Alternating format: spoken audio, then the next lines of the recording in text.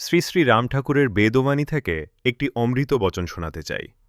ঠাকুর বলছেন, ক্ষমা, স্থৈর্য, আরোগ্য, সহিষ্ণুতা বা সহ্য করাই ক্ষেম। সকল বেগ সহ্য করিতে করিতেই স্থৈর্য আসে।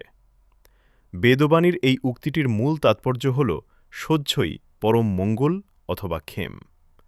জীবনের নানারকম পরিস্থিতি, দুঃখ, কষ্ট বা প্রতিকূলতাকে শান্তভাবে মেনে নেওয়া বা সহ্য করার মধ্যেই মানুষের প্রকৃত কল্যাণ বা ক্ষেম নিহিত আছে।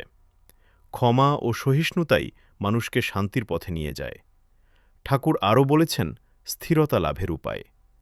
মানুষের মনে প্রতিনিয়ত নানা রকম আবেগ বা বেগ, যেমন রাগ, উত্তেজনা, কাম বা চঞ্চলতা আসে।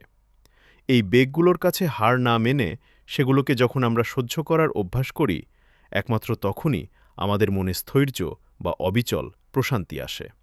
এক কথায়, মনের সব রকম চঞ্চলতাকে, বেগ, ধৈর্য ধরে সহ্য করার অভ্যাসের মাধ্যমেই মন স্থির হয় এবং আধ্যাত্মিক আরোগ্য বা মুক্তি লাভ করা যায়।